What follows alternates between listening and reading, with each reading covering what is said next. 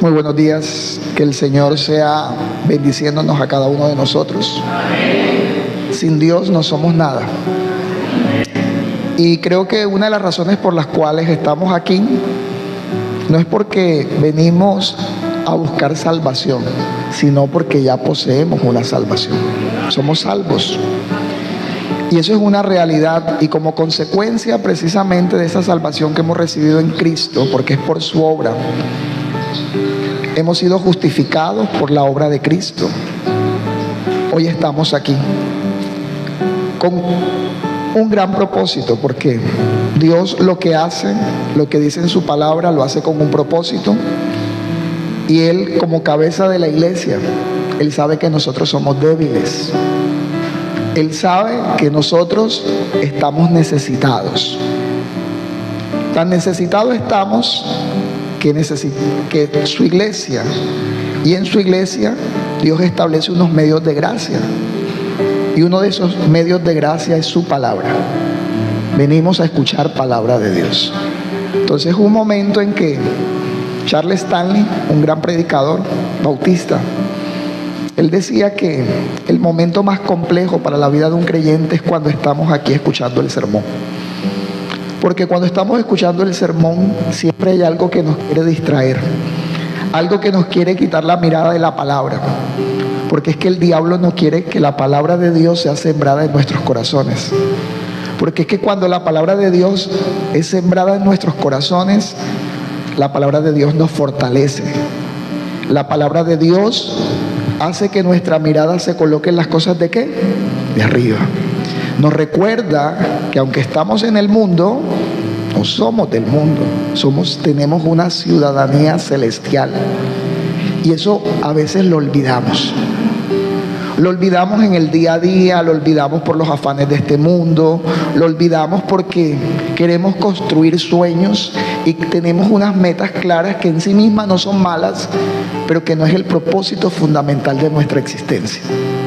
Mi hermano, nosotros tenemos que aprender a diferenciar realmente cuál es el verdadero propósito por el cual el Señor nos llamó y nos proveyó de salvación a través del Cordero.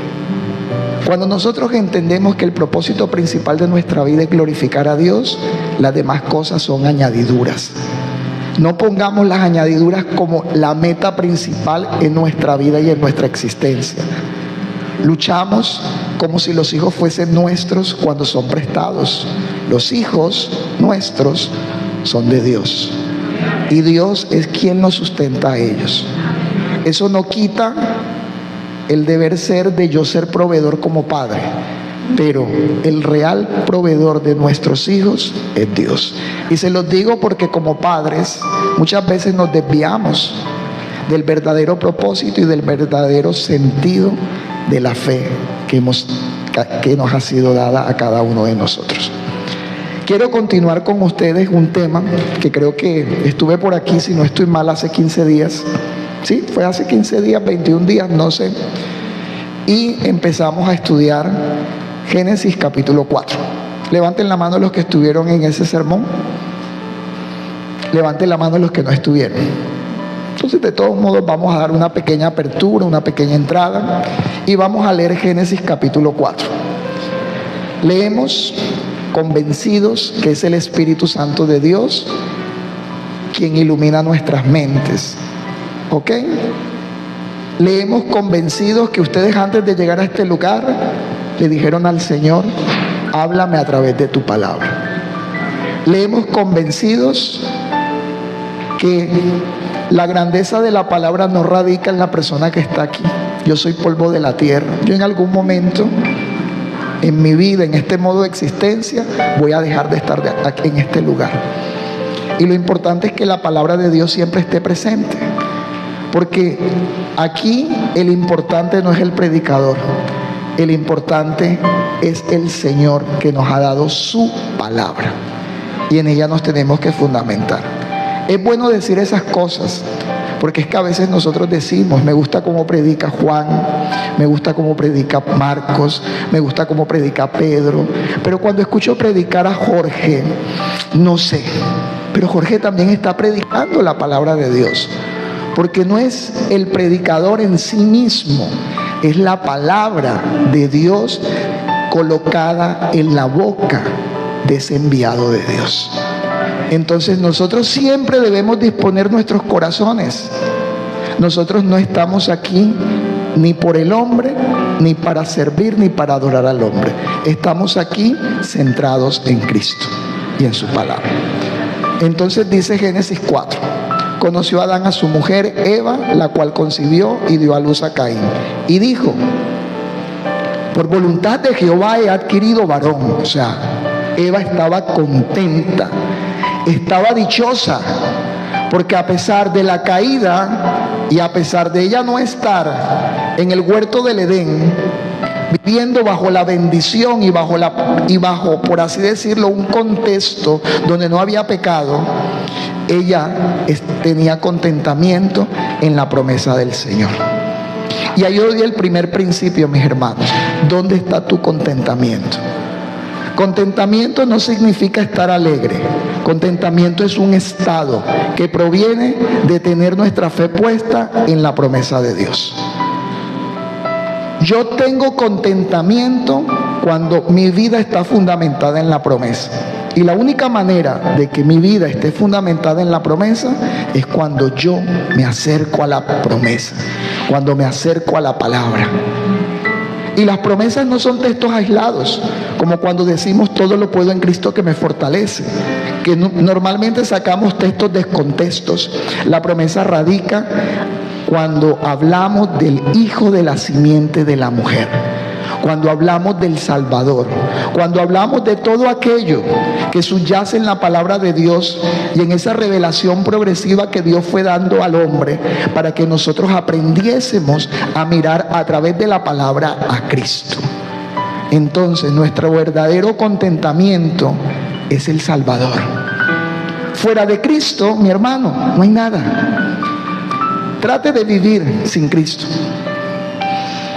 y va a ocurrir algo, que nuestra vida va a empezar a ser como era antes. ¿Por qué? Porque el hombre de afuera no tiene a Cristo. Porque el hombre de afuera prefiere mirar hacia otra promesa, prefiere tener una perspectiva, un camino diferente, que para él aparentemente le puede ofrecer ¿qué? Felicidad. Eva, Dios le da una promesa. Dios le dice que de ella va a venir ¿quién? El Salvador. No específicamente de ella, pero sí de la descendencia de ella. Y cuando Dios le da el privilegio a ella de quedar embarazada, ella glorifica a Dios cuando está pariendo en medio del dolor. Hay dolor porque el pecado lo trajo. El texto no lo dice, pero está implícito. Con dolor vas a dar a luz. Y sé que hubo dolor. Y más porque ustedes las mujeres hablan que ser primeriza es complejo. Más cuando esta mujer ni siquiera sabía, o por así decirlo, no tenía un conocimiento, o no tenía alguien que le dijera lo que era el embarazo. Pongámonos a pensar en eso. Porque cuando tú eres madre, de una u otra manera, siempre tu mamá o tu abuela te dan unas pautas. Mi hija, tal cosa, porque ya vivieron la ¿qué? La experiencia. Pero aquí hay algo bien sorprendente. ¿Quién enseñó a Eva a ser madre? Dios. Dios debe constituirse en nuestra guía principal, en nuestro no solamente punto de apoyo, debe convertirse en nuestro fundamento en todas las cosas.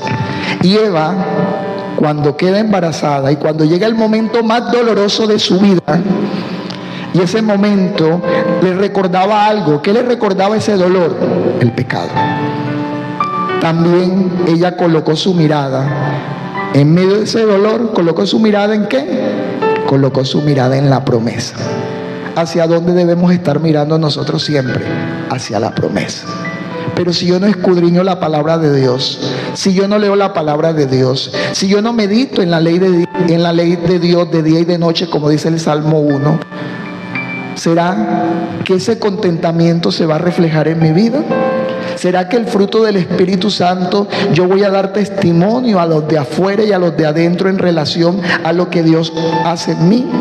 El cristianismo no es sentimentalismo. El cristianismo y lo digo con mucho respeto, no es levantar manos. El cristianismo es tener una meditación constante en la palabra de Dios, meditando en las cosas que a Dios le agrada y haciendo las cosas que a Dios le agrada a la manera de Él.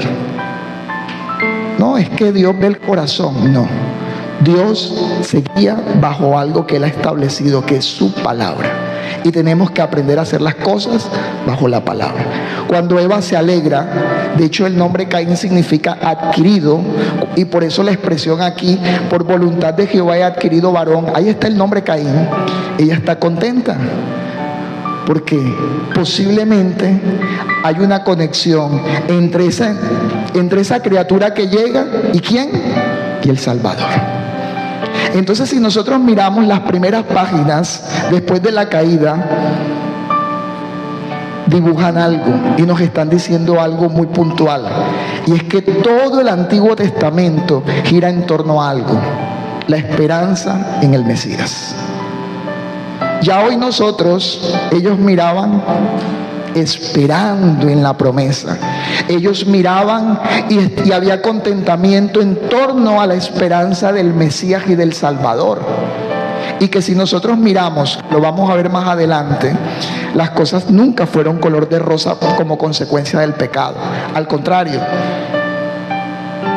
nosotros, la iglesia, los hijos que lógicamente hemos sido comprados a precio de sangre, siempre en la historia de la humanidad hemos experimentado persecución.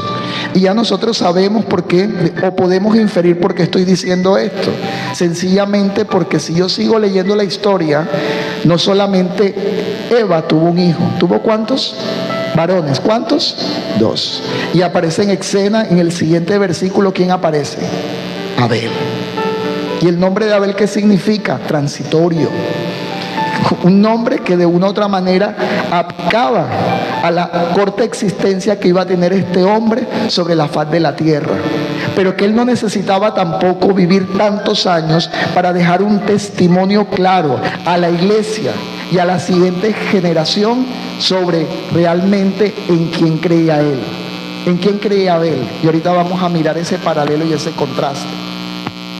¿En quién creía Abel? Abel creía en quién, y tenía su esperanza puesta en quién, en el Salvador. Entonces vamos a mirar ese contraste. En el versículo 1 dice la palabra de Dios que Eva dio un grito de felicidad. ¿Por qué? Porque ella adquirió varón, adquirió un hijo. Dios le dio la posibilidad de poder engendrar. ¿Ok? Y si nosotros miramos, y el versículo 2 dice que después de que ella adquiere a Caín y ella está contenta con su primer hijo porque es el primogénito, dice el texto que nació ¿qué? Abel. Muchos teólogos dicen de que Caín y Abel eran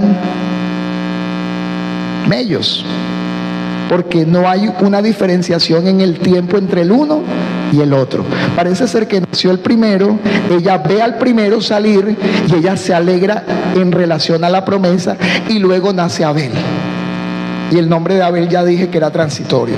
Y nos vamos a enfocar en el versículo 2. Después dio a luz ¿a quién? A su hermano Abel.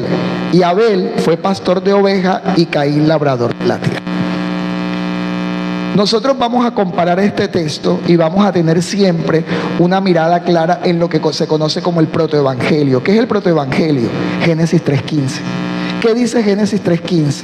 Y pondré ¿qué? Enemistad ¿entre quién? Entre la serpiente y la mujer. Lo estoy parafraseando, es decir, y lógicamente esa enemistad, ¿qué significa la palabra enemistad en hebreo? Una guerra a muerte. Ojo con eso, mis hermanos. Por eso es cuando Jesús está en la bienaventuranza, Él dice: bienaventurados sois, iglesia, cuando por mi causa os ¿qué? Os vituperen, os persigan y digan toda clase de mal contra vosotros mintiendo. Gozaos y alegraos en la promesa, porque vuestro galardón es grande. Nunca se ha prometido, como a veces escuchamos, nunca se ha prometido de que la estadía de la iglesia y de los miembros de la iglesia ha de ser fácil en esta tierra. Si alguien le contó que todo va a ser color de rosa, le informó que no. Y lo vamos a mirar y está planteado en lo que dice Génesis 4. ¿Ya? De hecho, los apóstoles, no, como digo por allí, ¿por qué te sorprende cuando el mundo te aborrece? ¿Por qué te sorprende? Si eso va a ser lo más que, eso fue la consecuencia del pecado. Hay una enemistad entre una simiente y otra. ¿Cuántas simientes hay? 2. La simiente ¿de quién? De la serpiente. Y sabemos quién es la serpiente. ¿Quién es la serpiente? Satanás. Y tenemos la otra descendencia, que es la descendencia de donde va a venir ¿quién? El Salvador. Entonces tenemos 2 tipos de hombres. Y cuando vemos el Salmo capítulo 1, a mí me gusta mucho el Salmo capítulo 1, porque el Salmo capítulo 1 nos está mostrando que hay 2 caminos claros. Están los hombres bienaventurados y están los hombres que son como el tamo que arrebata el viento. Mientras que los unos perecerán, los otros ¿qué? ¿Qué va a pasar con nosotros? Los otros vamos, por así decirlo, porque somos la descendencia de los hijos de Dios, vamos a estar en la gloria. Vamos a estar congregados donde ya los impíos no harán parte más y no estarán más en la congregación de los justos. Entonces, por eso yo siempre digo, Génesis 3:15 es un texto que uno debe memorizar, es un texto que uno debe mantener, es un texto que nos mantiene polo a tierra. Porque cuando me pase algo, cuando alguien me vitupere, cuando alguien me calumnie, o Dios no guarde, pero es parte de la realidad, cuando llegue el martirio de los hijos de Dios, es totalmente entendible. Porque cuando nosotros estamos predicando el Evangelio, siempre va a haber oposición en contra del Evangelio, mis hermanos. Y revisemos eso, porque cuando nuestra vida es fácil, cuando todas las cosas se están aparentemente dando, es porque creo yo, y estoy completamente convencido, que no estamos siendo testigos de la promesa. No estamos hablando de Cristo, no estamos hablando de la cruz, porque la cruz es piedra de tropiezo para todo aquel que no ama la cruz y no tiene comunión con Cristo. De hecho, la palabra en griego es escándalos. Es un escándalo para los de afuera la cruz de Cristo. Es un escándalo la sabiduría de Dios, porque se opone al yo, se opone a que realmente se opone a todas esas ideas filosóficas, psicológicas, mirámoslo desde cualquier punto de vista, se opone a toda idea centrada en el hombre mismo. Cuando nosotros miramos la historia de la filosofía y cuando nosotros miramos el desarrollo precisamente de la historia del hombre, el hombre siempre ha luchado por algo. Y es que el hombre siempre quiere tener el control de todas las cosas. Mis hermanos, nosotros estamos luchando con eso, ¿o no? Queremos tener el control, las mujeres quieren tener el control sobre sus hijos, cuando realmente el verdadero control lo debe dar y debe permanecer el verdadero control bajo la autoridad de la palabra de Dios. No somos nosotros los que controlamos a nuestros hijos. Es la palabra de Dios la que nos lleva a la verdadera crianza de nuestros hijos. Y son 2 enfoques totalmente diferentes. No vamos a buscar respuesta en lo que el mundo dice. Vamos a buscar respuesta en lo que en lo que Dios dice. Vamos a buscar es entender. Eva, desde el mismo momento en que nace su primer hijo, ella relaciona la crianza y ella relaciona ese nacimiento con la esperanza en la palabra de Dios. La esperanza en la palabra de Dios. Y luego, retomando un poco y siguiendo la línea, entonces Génesis 3:15 nos dice que habrán ¿cuántas simientes? 2. Simiente de la serpiente y simiente de la mujer. ¿El Salvador vendrá de cuál simiente? De la mujer. Y va a ocurrir algo. ¿La simiente de la qué? La simiente o el hijo de la mujer va a tener o va a obtener una victoria. ¿Cuál va a ser la victoria? Que va a matar a la serpiente. Y esa es la esperanza. Cuando vemos Apocalipsis, que es un libro complejo por su lenguaje, Apocalipsis es un libro que nos está precisamente hablando de la victoria sobre la muerte, la victoria de Cristo sobre el pecado y la victoria de Cristo sobre ¿quién? Sobre Satanás. Sobre Satanás. Y entonces es cuando nos tenemos que poner a pensar. Si como iglesia, sí, hemos de padecer, hemos de sufrir, pero va a ser un sufrimiento mirado desde una perspectiva de la ¿qué? De la victoria. Uno cuando lee Génesis 4, uno podría pensar y decir, bueno, Abel fue asesinado. El hijo, no el Salvador, pero un hijo creyente, o el único cristiano, que hasta el momento, lógicamente Adán y Eva eran creyentes, pero de la descendencia de ellos, de sus dos hijos, solamente uno era creyente, el otro no era creyente. Y lo podemos notar claramente cuando nos vamos a Primera de Juan. Primera de Juan nos dice que Caín era ¿de quién? ¿De quién? Del diablo. ¿Caín era de quién? Del maligno. Así lo dice Primera de Juan. Porque es que el que no ama a su hermano no tiene ¿a quién? A Dios. Porque Dios es ¿qué? ¿Dios es qué? Amor. ¿Por qué amamos a Dios? También nos explica el apóstol Juan. Porque Él nos amó ¿qué? Primero, porque la obra de salvación proviene de Él. Porque su amor infinito es lo que hoy nos mantiene con vida eterna. O sea que fuera de Dios lo que hay es muerte y destrucción. Fuera de Dios lo que hay es condenación. De Dios lo que van a recibir los hombres que no acepten a Cristo en su corazón, ¿qué va a ser? Va a ser condenación y muerte. Ese va a ser el pago, ese va a ser el galardón de ellos. Y nosotros también lo vamos a ver a la luz de este texto como tal. Entonces, tenemos dos hijos, hay alegría, está colocada la esperanza, y la esperanza está puesta en la ¿qué? En la promesa. Eso nos lleva entonces a nosotros también a vivir ¿qué? Bajo promesa. Y nosotros tener la esperanza puesta siempre en lo que nuestro Salvador y Redentor diga. ¿Ok? Por eso es que nosotros no tenemos un fundamento diferente fuera de la ¿qué? De la Escritura, que fue uno de los lemas y uno de los legados de la Reforma Protestante. ¿Sola qué? Sola Escritura. ¿Qué necesita el hombre para vivir? ¿Qué necesita el hombre para vivir en este nuevo estado y en esta nueva condición de vida eterna? Crecer en el conocimiento de Dios. Juan 17:3 dice que esta es la vida eterna. ¿Cuál es la vida eterna? ¿Qué es la vida eterna? Pregunto, mis hermanos, que es un texto muy conocido. ¿Qué es la vida eterna? Que te conozcan a ti y a Cristo. O sea, la vida eterna es un conocimiento constante y una meditación constante ¿en la qué? En la palabra de Dios. ¿Y eso a qué me debe llevar a mí? A pasar horas con la Escritura, mis hermanos. Pero si nosotros nos ponemos a mirar y a revisar, yo creo que a veces le dedicamos más horas a este señor. ¿Sí o no? Una película en Netflix, ¿cuánto tiempo demora? A veces, pregunto. 2 horas. ¿Sí o no? Y estamos allí pegados, estamos atentos, no queremos que nadie nos distraiga. La serie, la película está interesante. ¿Será que con esa misma pasión, con ese mismo deseo, con esa misma cantidad y calidad de tiempo, exploramos la Escritura? Meditamos en las promesas de Dios hasta el punto de hacer manifiesta nuestra fe y decir como Eva, he adquirido varón. Decir, siempre moviéndonos, siempre viviendo bajo la ¿qué? Bajo la promesa, siempre. Somos los hijos de la promesa, somos los hijos del libro, somos los hombres del libro. Así se identificó a la Reforma Protestante.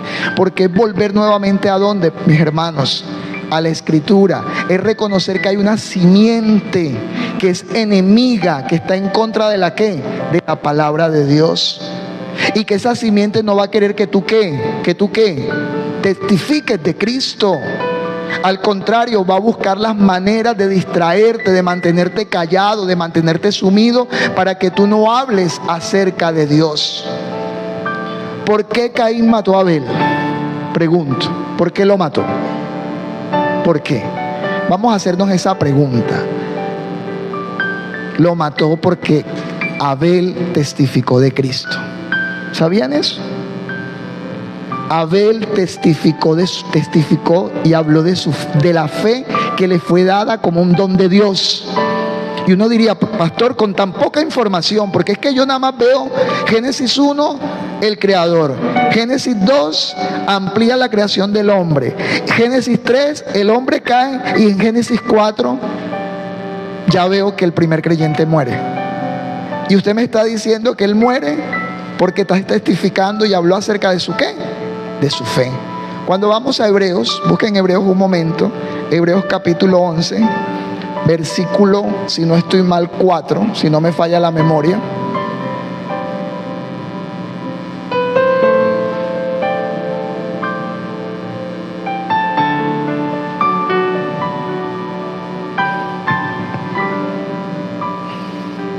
Hebreos 11, si no estoy mal, 4.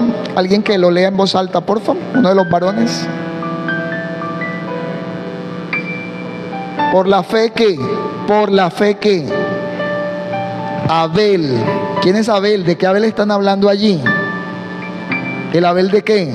Del texto ¿cuál? De Génesis 4. Entonces, por la fe que Abel. ¿Qué hizo Abel? ¿Cómo testificó Abel? ¿Cómo habló Abel de Cristo? ¿Qué fue lo que Abel dijo de Cristo? ¿Cómo logró precisamente él evidenciar la fe? Cuando ofreció sacrificio, ofrenda. Ahora, ¿dónde se registra la ofrenda que registró Abel? ¿Dónde se registra? ¿Dónde está esa historia? ¿Dónde está la evidencia? En Génesis. Pero el autor de Génesis está colocando al primer héroe de la fe, porque él es el primero. El primer héroe de la fe, ¿quién fue? Según el orden cronológico del libro de Hebreos capítulo 11, fue Abel. El primero que testificó, porque es que Abel no estuvo nunca en el jardín del Edén. Abel no habló, por así decirlo, cara a cara con Dios. Dios no caminaba, por así decirlo. Ya Dios no está caminando en medio de ellos porque ellos están fuera del Edén. Dios sigue revelándose, pero ahora había una revelación que Dios le había dado a Adán y Eva. Adán y Eva, porque sentían vergüenza, porque estaban avergonzados. Cuando el capítulo 2, versículo 25 dice que ellos estaban desnudos y no sentían ¿qué? Vergüenza. Pero en el capítulo 3 vemos que ellos sentían vergüenza. ¿Por qué sintieron vergüenza? Porque dejaron de mirar a Dios. Porque empezaron a mirarse a sí mismos. Porque ellos quisieron ser como ¿quién? Como Dios. Ellos quisieron la independencia total. Ellos quisieron la autonomía total al comer del árbol de la ciencia del bien y el mal. Y cuando comen del árbol, son abiertos sus ojos y experimentan ¿qué cosa? Vergüenza. Se ven ¿qué? Que están ¿qué? Desnudos. Se cubren como lo hace el mundo, o como tal vez lo podemos hacer nosotros en ocasiones cuando perdemos la perspectiva en la palabra de Dios y nos cubrimos ¿con qué? Con hojas de higuera. Cuando desechamos el verdadero sacrificio de la cruz. Nosotros nunca podemos olvidar lo que Cristo hizo en la cruz. ¿Por qué? Porque nosotros hoy somos vestidos con las vestiduras de justicia de Cristo a través de su muerte y de su resurrección. Sin cruz no hay evangelio. Sin una vida perfecta no hay evangelio. Y eso era lo que Abel le estaba diciendo a Dios. Dios, yo no soy nada. Yo no soy nadie. Yo no puedo valerme por mí mismo. Yo no te puedo ofrecer algo de la tierra. Lo único que puedo ofrecerte es lo único que tú nos ofreciste. Le ofreciste a mis padres. Le ofreciste un cordero. Le ofreciste la expiación de un cordero, el derramamiento de la sangre de un cordero. Y las pieles del cordero vistieron su vergüenza. Yo estoy desnudo delante de ti. El único sacrificio que puedo ofrecerte es que tú me vistas con las pieles del cordero. Estoy desnudo, estoy necesitado de ti. Fuera de ti no hay salvación, Señor. Y por eso tenemos a un héroe de la fe allí. Y esa sangre de Abel fue el testimonio también, un testimonio claro, evidente, que permaneció desde el primer mártir hasta la venida de Cristo. Leamos Hebreos 12:24.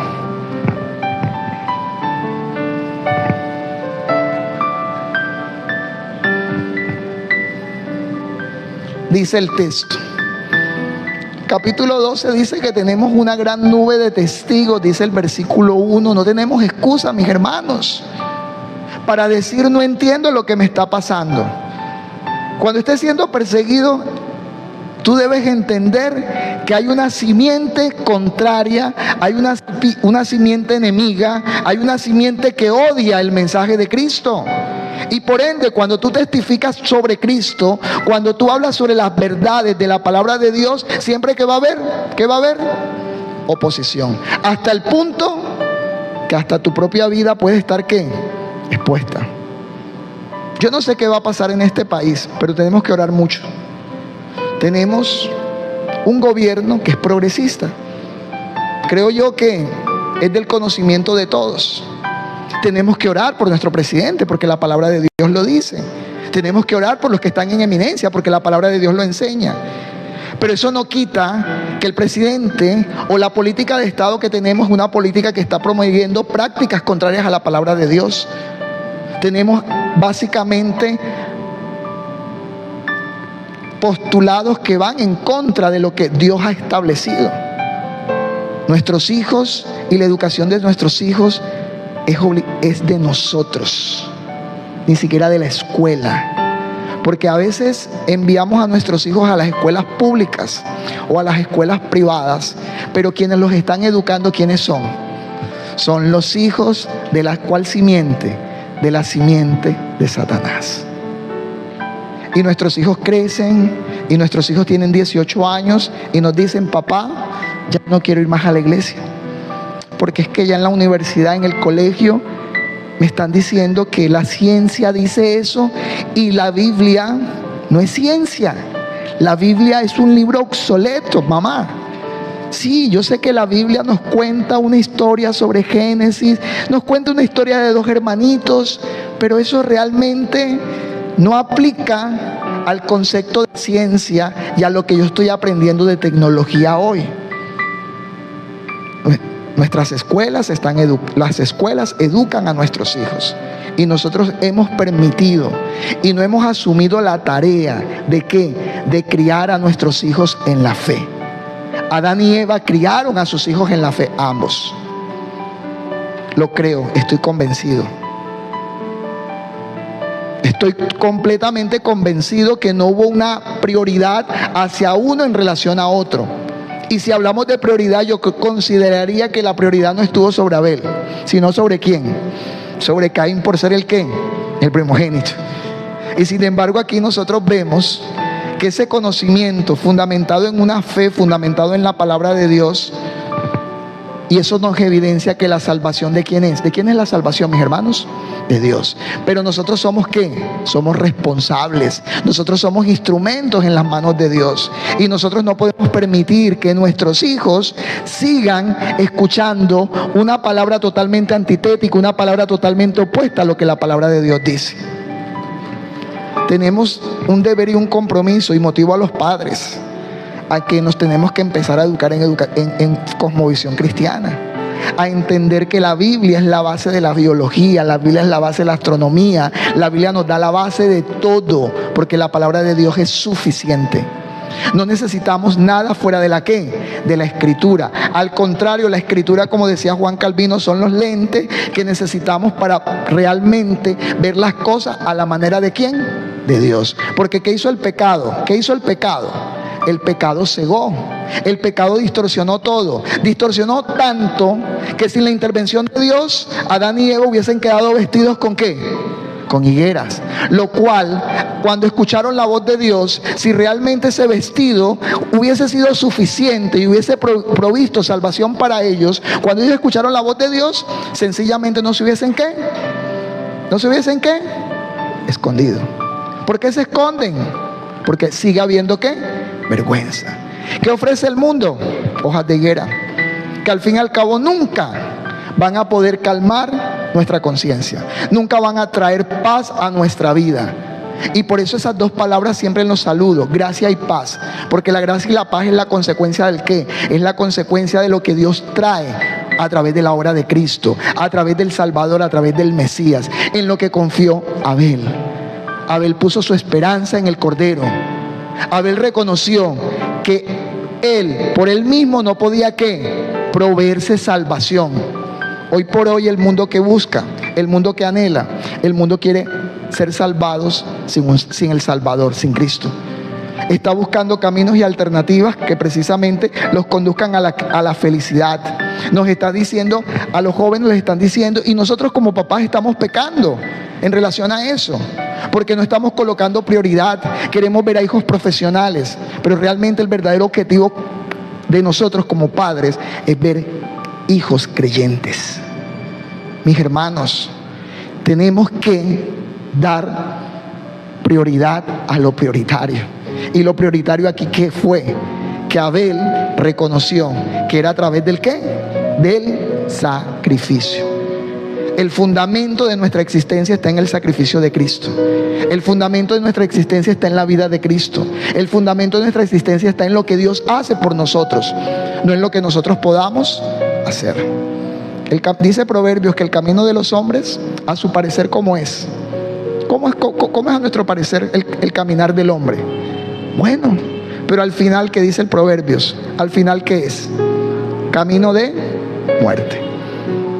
El pecado que trajo, ¿cuál es la paga del pecado? Muerte.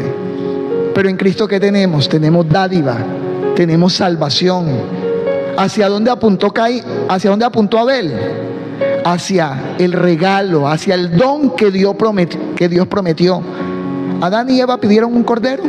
No estaban ni siquiera capacitados para hacerlos. Ellos estaban incapacitados, ellos estaban muertos espiritualmente hablando.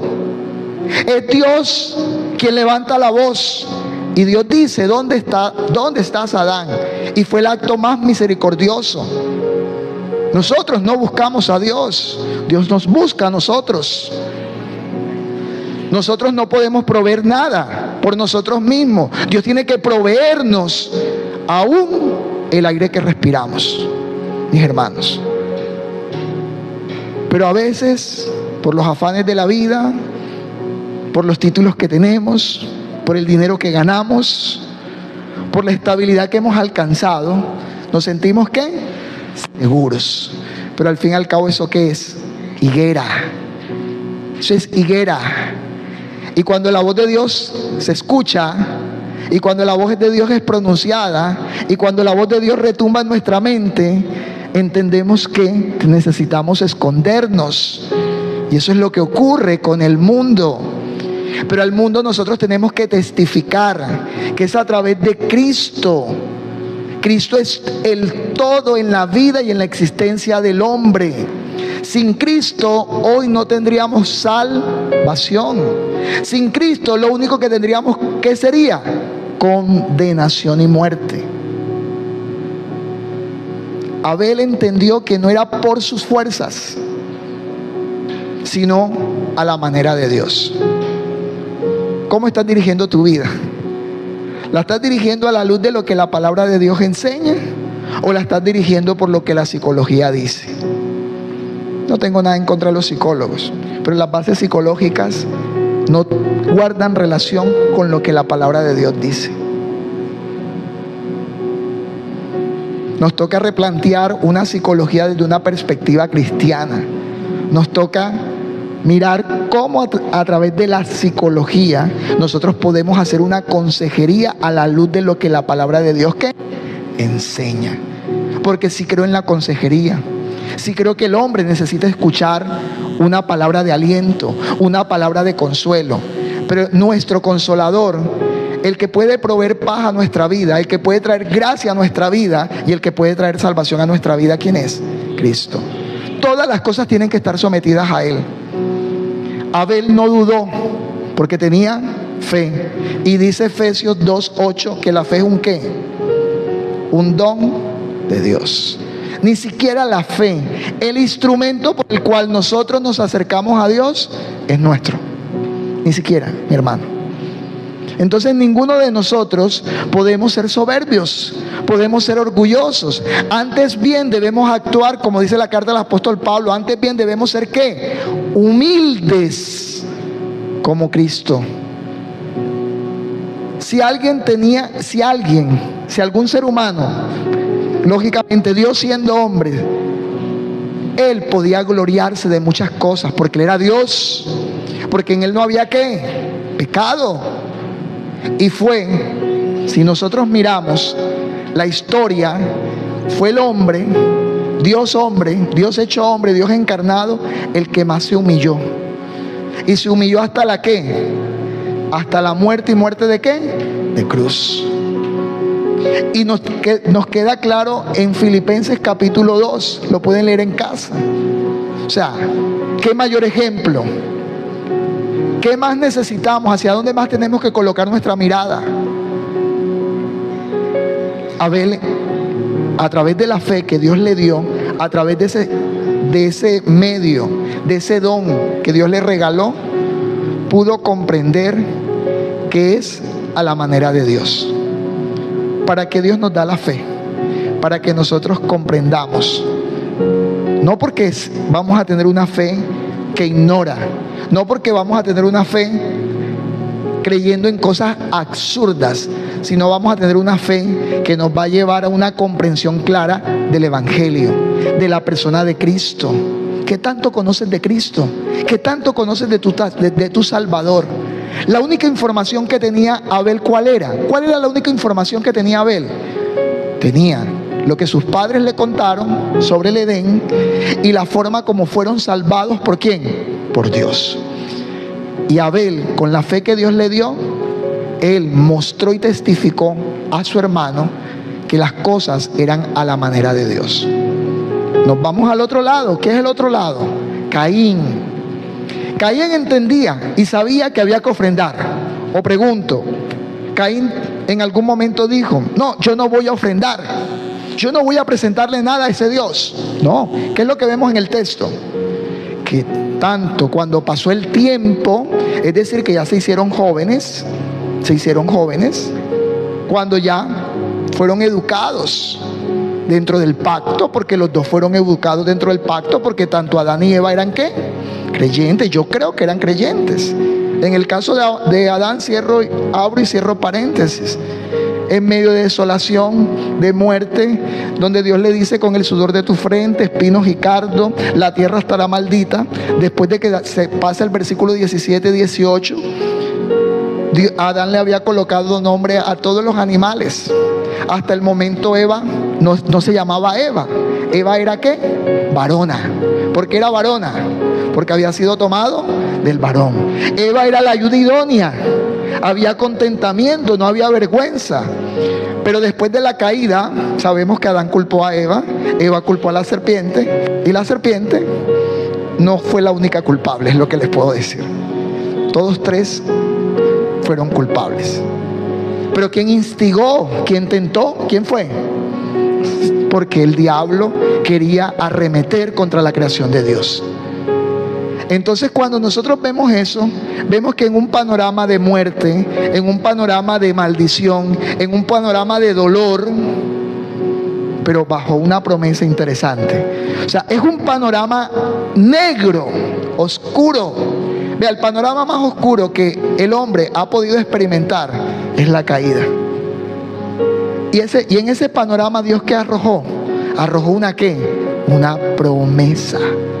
Por muy difícil que sea la situación que tú puedas vivir, no es comparable a ese evento, a ese momento de desesperación, de expulsión, de separación de Dios. No, yo creo que ninguno de nosotros, por mucha dificultad que tengamos, nunca vamos a experimentar lo que pasó allí. Eso fue lo más oscuro. Porque a partir de allí, todos los descendientes de Adán nacían ¿cómo? ¿Nacían cómo? En pecado. ¿Nacían cómo? Separados de Dios. Y en la conciencia de Adán estaba eso. ¿O ustedes creen que la vida de Adán fue fácil? Sabiendo que él era quien representaba a toda la humanidad. Y por su soberbia, por su orgullo, por no proteger a su esposa, él peca. Y que en su conciencia esté que uno de sus dos hijos se perdió. Eso no es fácil. No es fácil que su primogénito sea hijo de la serpiente, sea descendiente de la serpiente. Y no es fácil haber visto a su segundo hijo morir. Un conflicto complejo, una situación difícil, pero en medio de esa situación, antes de que sucediera lo de los hijos, se da una palabra de fe. Adán llama a su esposa, ¿cómo la llama? ¿Cómo la llama? Eva. ¿Y qué significa Eva? ¿Alguien sabe qué significa Eva? Pero yo pienso, es aún más profundo. Si es la madre de los vivientes, por cuanto es la primera entre todas las mujeres. Pero el nombre significa vida. Vida en un panorama ¿de qué? ¿De qué? De muerte y destrucción. Y ese es el poder de Dios. Jesús vino a traer ¿qué cosa? Vida. Jesús es la luz del mundo, porque vino a traer luz en medio de la ¿qué? De las tinieblas. ¿Entendemos esa relación? Cuando empezamos a entender eso es cuando nosotros empezamos a mirar que tenemos un Dios poderoso, que tenemos un Dios que nos ha dado promesas para que meditemos en ella, para que vivamos en ella, para que andemos en ella, y para que por medio de estas promesas nosotros lleguemos a ese lugar más excelente, que va a ser mayor que el jardín del Edén, que se llama cielo nuevo y tierra nueva. Mis hermanos, por muy compleja que sea la situación que tú estás viviendo en estos momentos, uno como predicador no sabe. No soy el pastor de esta congregación. Si fuese el pastor de esta congregación, de pronto podría referenciar algunas situaciones, no aquí en el púlpito, pero podría generar unas aplicaciones muy prácticas. Pero en sentido general, ¿qué puedo decir, mis hermanos? Puedo decir que a través de Cristo y por medio de Él fuimos librados de la peor situación que nosotros podido experimentar. ¿Saben cuál es la peor situación para el ser humano? Experimentar la ira de Dios de manera continua. Salmo 7 dice que la ira de Dios está sobre los impíos. ¿Entendemos eso? ¿La ira de quién? Porque así es la ira del Creador. Que con solo decir sea la luz, ¿qué pasó? Con solo decir hay animales que huelen, familias,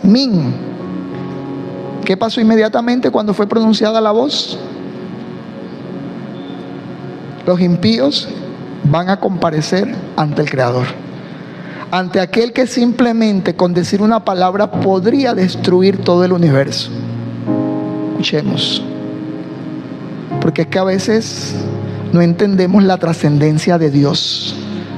Cuando Adán y Eva pecaron, una vez que están sumidos en el pecado, y una vez que Dios le da la fe y le da la capacidad de entender que pecaron contra el cielo y pecaron contra Dios, cuando ellos entienden eso, ellos entienden la trascendencia de Dios.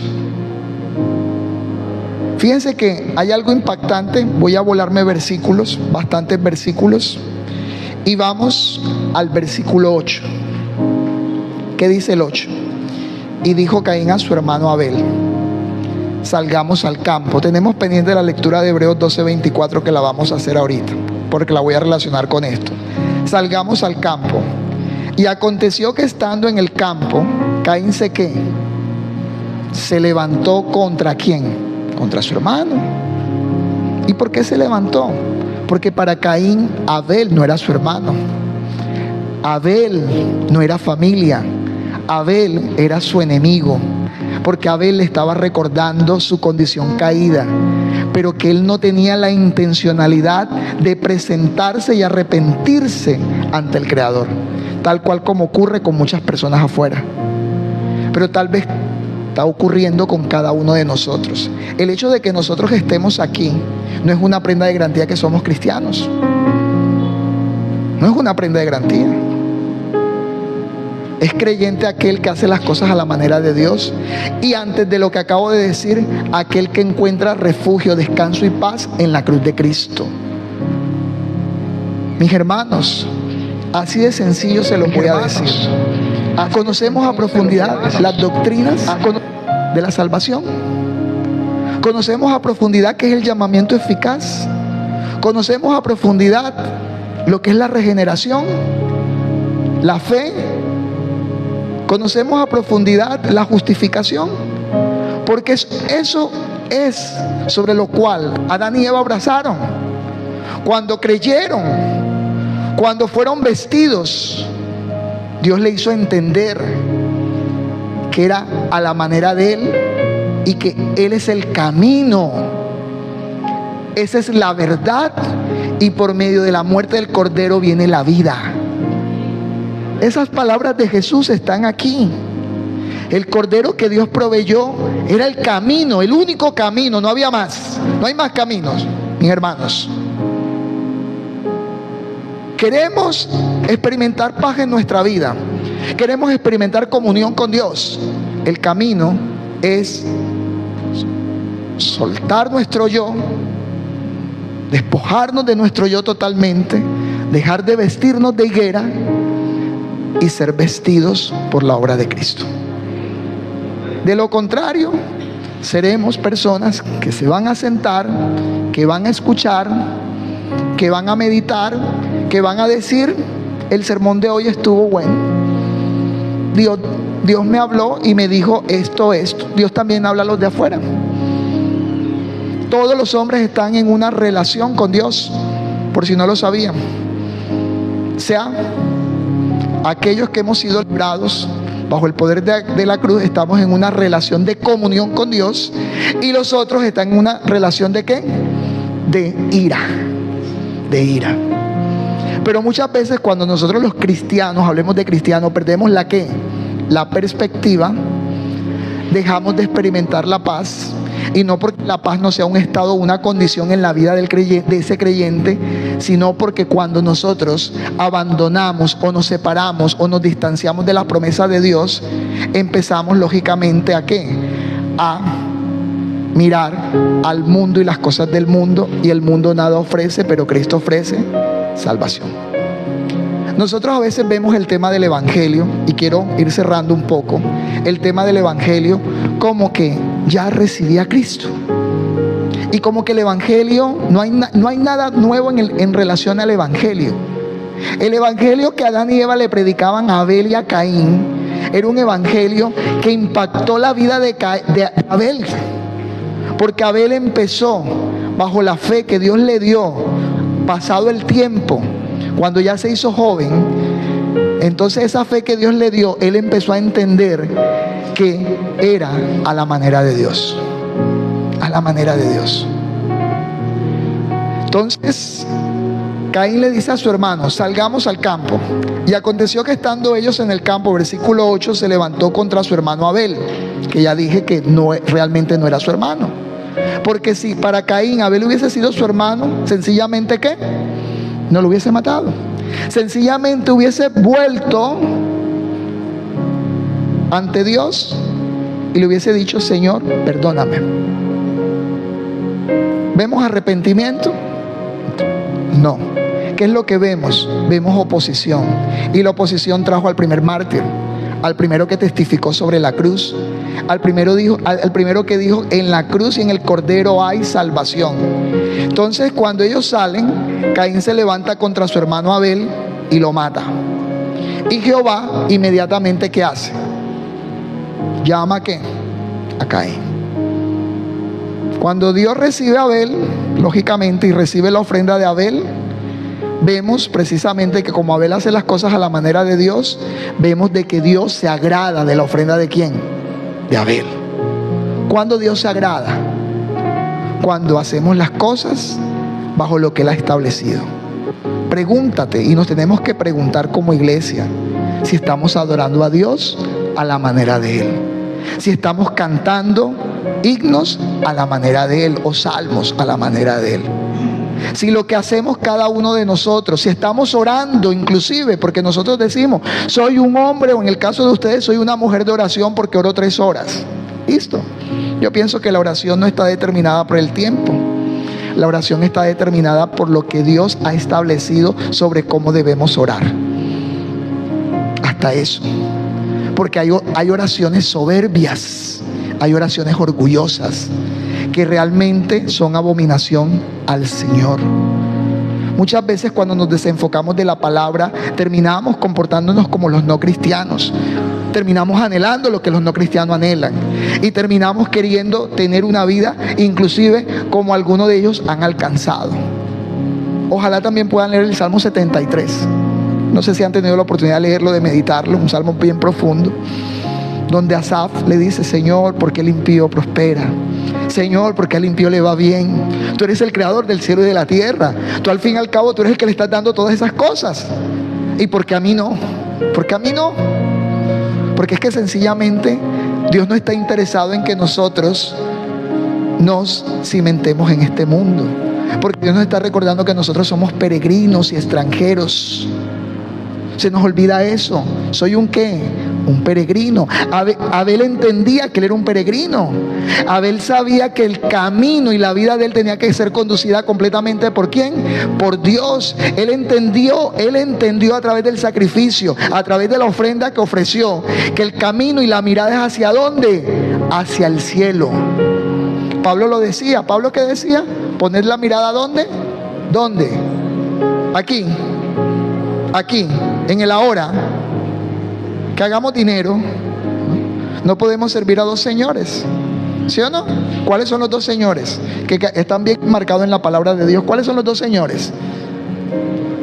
El Señor y el dinero. ¿Cuál es tu Señor? Somos dominados por el dinero. Muchas veces decimos: yo no voy a negar que el dinero no es importante, pero el dinero no es la provisión, no es el proveedor. El proveedor es el Señor. Israel no buscó al Señor, el Señor salió al encuentro de Israel.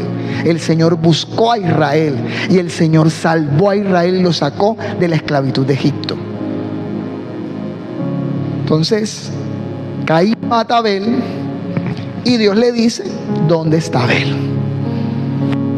¿Qué era lo más, uno podría decir que era lo más lógico ante esta pregunta?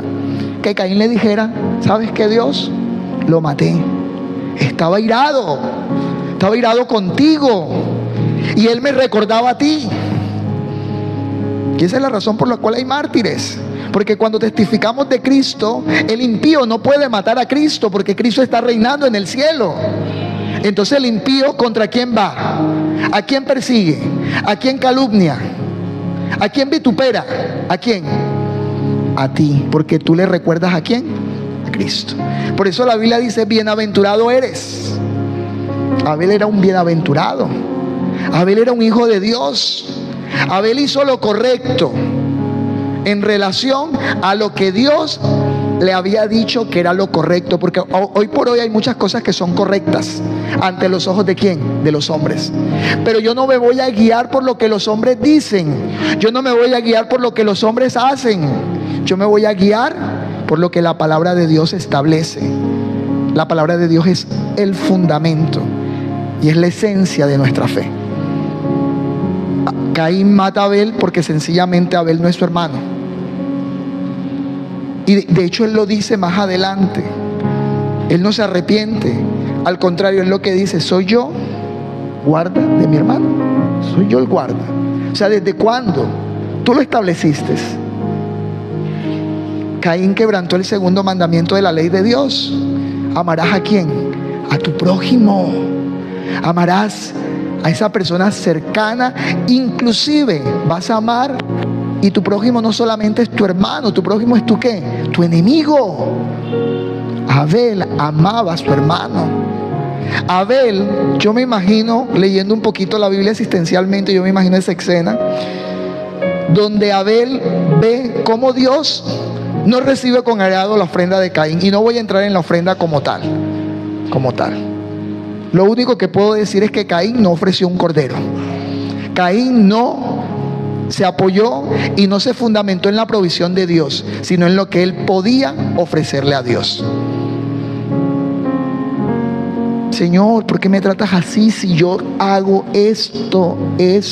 Yo considero que cuando oramos así, estamos labrando la tierra y entregando una ofrenda de la tierra. Y olvidamos que la tierra es maldita, entre otras cosas. De la tierra en estos momentos, de la tierra misma, no brota nada bueno. Nosotros somos de la tierra, no somos buenos por naturaleza.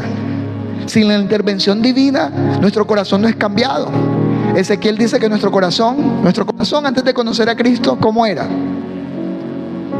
Sensible, escuchaba la voz de Dios, atendía todo lo que Dios decía, ¿no?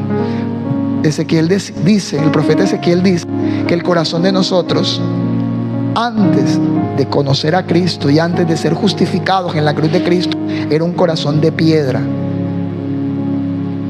¿Sí o no? Y cuando nosotros usamos expresiones, no, mi hijo, no le hables porque eso parece una piedra. ¿Qué es lo que queremos decir? ¿Qué es lo que queremos decir? Él no escucha, parece una piedra. ¿Sí? Cuando vemos que no hay atención de parte del otro, cuando vemos que no hay sensibilidad. Cuando no hay sensibilidad, la expresión que usamos, ¿cuál es? Es que, no, él es una piedra. Hasta para el dormir es una piedra. O sea, puede escuchar un ruido potente, lo cual debe sensibilizar a cualquier ser humano. Porque tenemos el ¿qué? El oído. Por lo menos hacer así cuando hay una explosión o algo. Pero hay personas que duermen como una ¿qué? Como una piedra. Y uno les dice al día siguiente, ¿escuchaste el trueno? No, oye, tú duermes como una piedra. O sea, ¿qué le estás diciendo? Eres insensible. No te pudiste percatar, ni el más mínimo ruido. En cambio, el que es sensible, cuando empieza a llover fuerte, inmediatamente se levanta. Cualquier ruido, cuando uno es padre y tiene los niños pequeños, uno casi duerme, porque hay una sensibilidad. Y eso se llama amor, sencillamente. Entonces, ¿qué pasó? Nosotros vemos un corazón duro, un corazón de piedra, un corazón que le responde a Dios y le dice, ¿soy yo acaso guarda de mi hermano? ¿Yo tengo alguna relación con él? Mientras que tenemos a un Abel que, a pesar de ver la ira, el enojo, al ver de que Dios no aceptó la ofrenda de su hermano, cuando su hermano le dice, ven, vamos, salgamos al campo, él llevaba, por lo menos yo creo que Abel guardaba la esperanza de persuadir a su hermano. Y estoy completamente convencido en esa persuasión, en ese diálogo, en ese mostrarle a Cristo a Abel y en ese mostrarle el camino que era a través del Cordero, Caín se ensancha contra su hermano. ¿Y lo qué? Y lo mata. No es a la manera de él. Voy a acabar con tu vida para que te des cuenta que él no va a hacer nada por ti. Pero si él supiese todo lo que Abel representó en la historia del Antiguo Testamento, cuando nosotros leemos Hebreos, miren lo que dice Hebreos 12:24. Y a este Jesús, el mediador del ¿qué? Del nuevo pacto. Y a la sangre rociada. ¿Por qué Jesús es el mediador del nuevo pacto? Porque Él es el Cordero de Dios que quita el ¿qué? El pecado del mundo. Porque a través de la sangre que Él derramó y de su sacrificio, hoy toda la humanidad que merecía muerte y condenación, muchos hombres y muchas mujeres que aunque merecíamos condenación y muerte, hoy podemos llegar a la vida a través del sacrificio. Hermoso. Entonces esa sangre que fue derramada como una sombra en Génesis 3:21, esa sangre, lógicamente, como sombra, llegó a ser y prefiguraba el sacrificio de Cristo y la sangre que Cristo iba a derramar en la cruz del Calvario. Y por eso Hebreos 12:24 nos habla de ese mediador, de la sangre que derramó, porque el precio de nuestro pecado fue alto. Mis hermanos, no fue sencilla la cruz como de pronto podríamos pensar. Él era Dios. Sí, pero Él se hizo hombre. Él era 100% hombre. Y no quiero hablar ni siquiera de lo físico, que es lo que nos muestra la película de la Pasión de Cristo, que la podemos ver, y en esa sensibilidad creo que más de uno de nosotros hasta puede ¿qué? Llorar. Pero lo único que estamos viendo en esa película es la parte física, el sufrimiento físico de Él, cómo le quedó su espalda. Pensar en eso, uno como que respira. Pero simplemente estamos viendo la parte física. ¿Sabes lo que implicó la cruz? ¿Qué merecía usted? ¿Qué merecías tú? Una condenación eterna. Un castigo que no iba a parar nunca. Un tormento insoportable. Si no soportamos el sol de cincelejo, no sé qué será el infierno. Pero eso es lo que nos dice el infierno: un dolor y un tormento constante. ¿Qué merecía usted? Eso. ¿Qué merecía yo? Eso. Pero la gracia de Dios, porque eso era lo que yo merecía. Si nosotros hablamos de justicia y si nosotros decimos que Dios es justo, Dios nos tendría que haber enviado a todos, a toda la humanidad, ¿dónde? Al infierno. Eso se llama justicia. Pero la justicia de Dios se revela en Cristo, porque a través de la justicia de Él, ahora nosotros somos vestidos. O sea que alguien pagó el castigo. Alguien vivió. ¿Qué vivió Cristo entonces por ti? Tu infierno. Eso tú no lo puedes ver en una película. Eso lo tienes que empezar a analizar a la luz de la promesa. Eso lo tienes que empezar a analizar a la luz de tu pecado. Tienes que empezar a analizar eso. ¿Cuál fue el precio?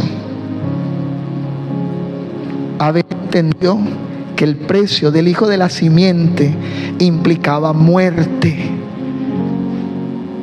Porque él, lo único que merecía Abel, ¿qué era lo único que merecía Abel? Condenación, igual que su hermano.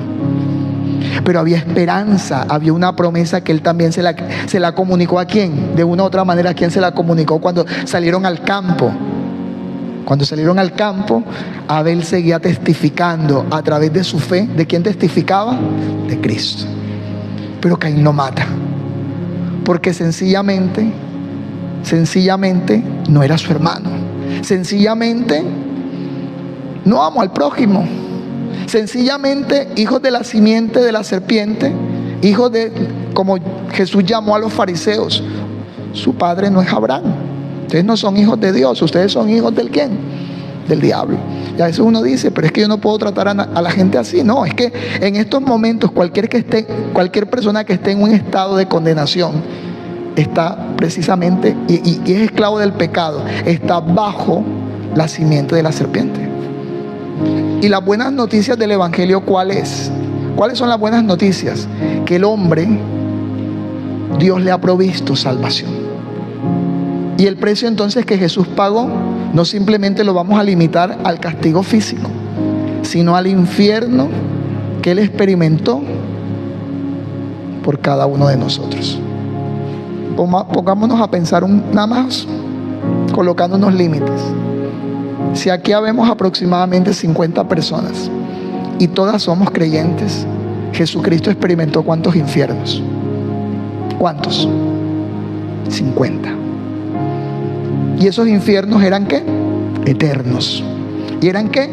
Tormentosos. Y es cuando empezamos a entender la agonía de Getsemaní. Señor, si es posible. Ya Él sabía lo que venía. Ya estaba cerca de la muerte, siendo Él inocente, no debiéndonos nada. ¿Te debía algo a ti Dios? No debía nada. Y lo dio todo a pobres y miserables pecadores, porque eso era lo que éramos nosotros, para hoy poder estar aquí escuchando su palabra. No nos cansemos de hacer el bien. No nos cansemos de seguir el ejemplo de Abel. Si hay Caínes afuera, nuestro deber es también salir al campo con ellos, persuadirlos, aunque eso nos cueste la vida. Porque a Cristo, ¿qué le costó nuestra salvación? ¿Qué le costó? La vida. Le costó precio de sangre, mis hermanos. Tenemos que empezar a meditar profundamente en la cruz. La vida de Abel estaba centrada en la cruz. Muchas veces vemos las historias de Génesis y no vemos la conexión con el evangelio, porque pensamos que el evangelio son, perdonen la redundancia, los evangelios. Que el evangelio está ¿dónde? En Juan, en Mateo, en Marcos. Aquí está clarito, mira, Jesús murió en la cruz. No, es que aquí ya Jesús, la sombra de la muerte de Jesús comenzó en 3:21. El Cordero, hubo una expiación, hubo una muerte, hubo un sacrificio. ¿O ustedes creen que las vestiduras fueron gratis? Fueron gratis las vestiduras. Yo me imagino la cara de Adán y de Eva, ver morir a un cordero. ¿Entendemos eso? Estar presentes donde había un árbol de la vida en medio del huerto del Edén, donde el propósito de Dios siempre fue dar vida, y que por culpa de ellos entró la ¿qué? Pero Dios le dijo: no te preocupes, que tú no has truncado mi plan. El enemigo no ha destruido la obra, porque yo tengo un decreto eterno, y en ese decreto eterno he establecido levantar al Salvador. Y el Salvador ha dicho: yo doy mi vida de manera voluntaria. Y esa es la razón por la cual nosotros debemos estar rendidos a los pies de Cristo. Abel se rindió a los pies de Cristo. Y se rindió. ¿Hasta qué punto se rindió él a los pies de Cristo? ¿Hasta qué punto, mi hermana? Hasta que no le importó dar su vida, testificar de Cristo hasta el último aliento. No sabemos cómo fue la muerte, pero no creo que haya sido fácil. Para Caín sí, porque él sencillamente tenía un propósito: matar, hurtar y destruir, como buen hijo de ¿quién? Del diablo. Eso lo dice Juan 8:44. El diablo por naturaleza y desde el principio es ¿qué? Es mentiroso. El diablo va a querer distorsionar la ¿qué? La palabra de Dios.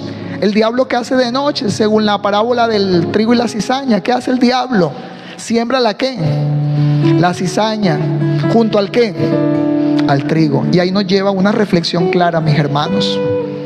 Debemos estar examinándonos. La Santa Cena es un medio de gracia donde Dios nos lleva a examinar nuestra vida cristiana, a confrontarnos si realmente somos cristianos, mis hermanos. Cuando el pastor te visite y te pregunte: ¿estás orando? ¿Estás leyendo la Biblia? ¿Estás cumpliendo tu rol como mujer? ¿Estás atendiendo a tus hijos? Debemos responder con honestidad para poder ser guiados y para que otra vez seamos anclados a la ¿qué? A la verdad. No podemos vivir bajo apariencias. No podemos estar edificando y construyendo sobre la labranza de la tierra. Porque cuando presentamos ofrendas a Dios desde una tierra maldita no tiene nada que ofrecer ni nada que dar. Esa parte se nos olvida. Por eso es que este modo de existencia realmente no tiene un final feliz.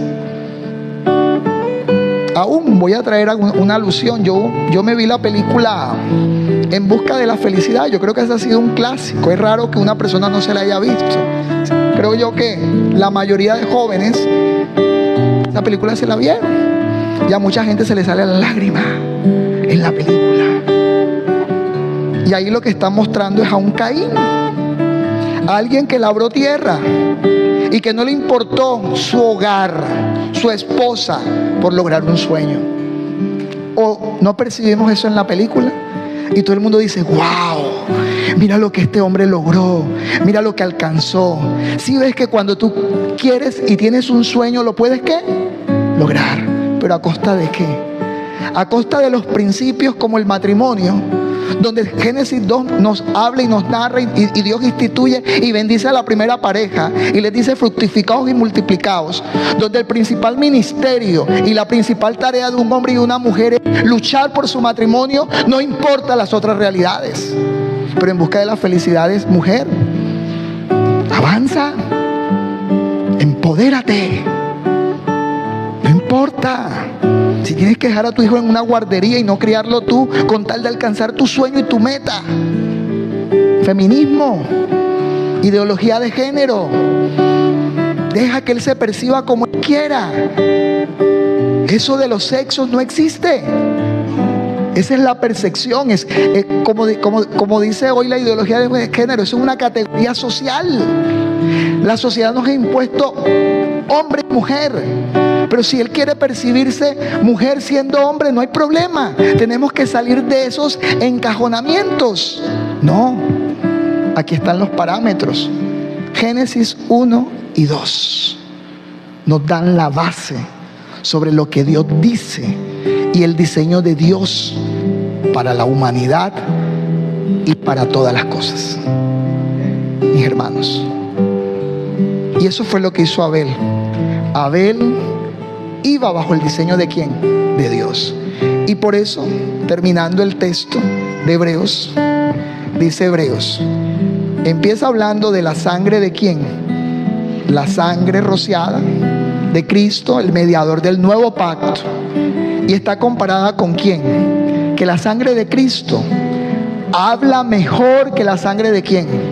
De Abel. O sea que la sangre de Abel también habló. ¿Hasta cuándo habló la sangre de Abel? ¿Hasta cuándo la sangre de Abel fue un testigo?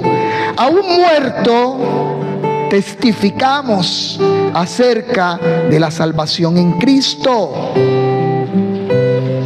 La sangre de Abel habló hasta la venida de Cristo.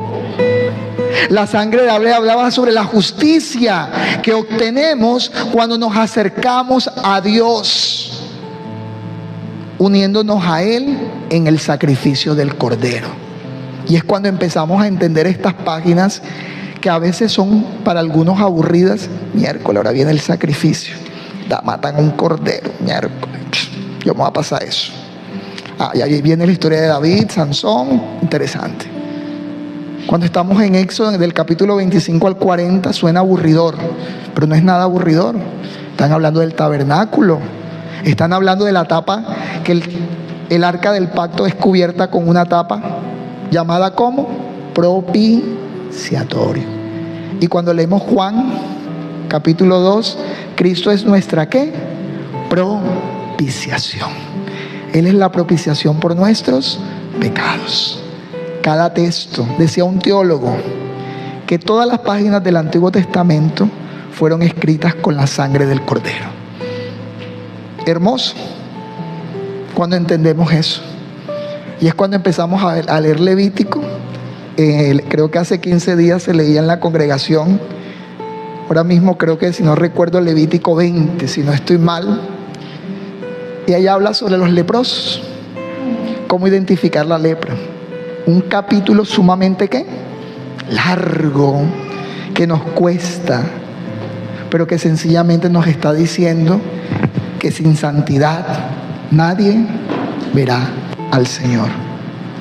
Abel no podía acercarse al Señor de cualquier manera. Tenía que acercarse a la manera de Dios, porque Dios es ¿qué? Santo. Tú no te puedes acercar a Dios de cualquier manera, porque es que tú no eres santa, tú eres inmunda. Eres santificada a través de la cruz de Cristo. Entonces Dios te está diciendo cuál es el camino. Pero nosotros nos empeñamos y queremos mostrar que de nosotros mismos sí podemos dar algo. Y con eso cierro, con ese mensaje donde realmente la sangre de Abel habló. ¿Saben cuántos años habló la sangre de Abel? Aproximadamente durante 4000 años. Fue un testigo que le recordaba al hombre que sin el cordero, sin el sacrificio, sin la sangre derramada del buen pastor. ¿Qué hace el buen pastor? ¿Qué hace el buen pastor? Con eso quiero cerrar. ¿Qué hace el buen pastor? ¿Y quién es el buen pastor? ¿Y quién fue la sombra de ese primer buen pastor que estuvo allí al lado de su hermano, acompañando a su hermano? Aunque su hermano lo iba a traicionar, lo iba a matar, siempre estuvo allí. Siempre estuvo allí. O sea que Abel es un tipo ¿de quién? De Cristo. Abel tipificó al buen pastor. ¿Y qué hizo el buen pastor? Dio su vida, expuso su vida por la predicación de la cruz, por la predicación de la muerte del Cordero. ¿Qué tanto estás dispuesto a dar tú? Esa sería como la pregunta final. qué tanto estamos dispuestos. Si mañana cambian las normas, si mañana el Estado decide ser el Señor de nuestros hijos, ¿vamos a doblar brazos? Mis hermanos, no es extraño que si la iglesia de hoy empieza a experimentar persecución. Siempre hemos estado en los últimos tiempos. No me gusta hablar que este es el último tiempo. Siempre hemos estado en los últimos tiempos desde que Jesús partió. Porque la iglesia del siglo I es la que más mártires ha dejado. Más mártires ha dejado. La segunda generación de mártires estuvo en la Reforma Protestante, cuando se empieza nuevamente a centrar a los fieles, a los creyentes y al hombre a mirar la ¿qué? La cruz, justificación por fe. Y ojalá a Dios le plazca y tengamos el privilegio nosotros de ¿qué? De poder también dar todo de nosotros en la predicación del reino de Dios. Hermanos, tenemos que sacar tiempo del tiempo. Vean, nuestros primeros hermanos se congregaban los domingos, y los domingos era un día normal. Los domingos no era un día como el de hoy, donde la mayoría de las empresas no se trabaja. Y nuestros hermanos trabajaban toda una ¿qué? Jornada, que no era nada fácil. Y llegaba la noche, y en la noche se reunían. Y Pablo, como buen predicador, duró como 3 horas predicando acerca de la cruz, acerca del reino, acerca del pacto, acerca de la promesa. Había un hombre llamado Eutico, y ese hombre estaba muy cansado, y empezó a pescar, como decimos aquí en la costa. Imagínense, si se reunían a las 8 y el desarrollo del culto, eso mínimo llegó a medianoche. Estaban en una terraza, ¿y qué pasó con ese hombre? Cayó. ¿Qué valoro? Que esa iglesia es un ejemplo para nosotros. Hoy nosotros tenemos el día completo para rendírselo al Señor, y salimos de aquí y salimos a nuestras actividades. Hoy es el día del Señor, mis hermanos. Ojalá que salgamos de aquí a meditar como los de Berea. Vamos a mirar si lo que el pastor Carlos nos habló, nos dijo es cierto o no. Vamos a leer, vamos a escudriñar, vamos a pasar tiempo con el Señor. Vamos a decirle a nuestros hijos, hoy no se prende el televisor, hoy es el día del Señor. Y si lo prendemos con la finalidad de mirar algo relacionado con la ¿qué? Con la palabra de Dios. ¿Entendemos eso? ¿Entendemos eso? No es que vamos ahora, es que se acabe el culto porque tengo un compromiso, el pastor sí habla. ¿Sí? Porque es que hacemos compromisos los domingos. El almuerzo hoy es un día que debemos visitar a nuestros familiares si no conocen a Cristo. ¿Para qué? Para predicarles a Cristo. Porque nosotros somos guarda, nosotros sí somos guarda. Nosotros amamos ¿a quién? ¿A quién amamos? Al prójimo. ¿Y quién es nuestro prójimo? Hoy es un día de visitación. Hoy es un día de obras de misericordia. Hoy la iglesia en pleno debería estar dispuesta si el pastor dice, hoy vamos a visitar cárceles. Pastor, aquí estoy, heme aquí. Y no, hermana, ¿puede hoy? No, pastor, ¿por qué no me avisaste con anticipación? Porque es que la única manera, yo creo que de no servir en el día de hoy es que estemos postrados en una cama. Yo creo que sería la única o la esposa tiene al esposo hospitalizado, el deber de ella es estar allí con él. Pero del resto, ¿hay excusa, mi hermana? ¿Habría excusa? No. Ya no vivo yo, no lo sabemos, pero en el momento no, todavía nos falta. Ya no vivo yo, espérese pastor, todavía vivo un poquito yo, o yo creo que ya está la mitad, la otra mitad para el Señor, pero hoy no es el día del Señor, la otra mitad es mañana.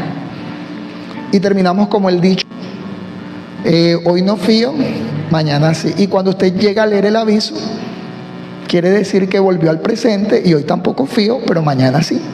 Y nunca hay esperanza. Debemos ser una iglesia que, si estamos viviendo bajo la promesa, debemos precisamente enfocarnos en rendir nuestra vida al punto que, si tenemos que entregar nuestra propia vida por amor al Señor, vale la pena. Porque lo que vamos a recibir es una gloria. No es el infierno, mis hermanos. No va a haber llanto. Ahí sí hablo en sentido contrario. Sobre todos esos tesoros escondidos, ¿en quién? En Cristo. Oremos. Señor, te doy gracias por tu palabra. Espero que tu palabra, Señor, sea edificando la vida de cada uno de mis hermanos.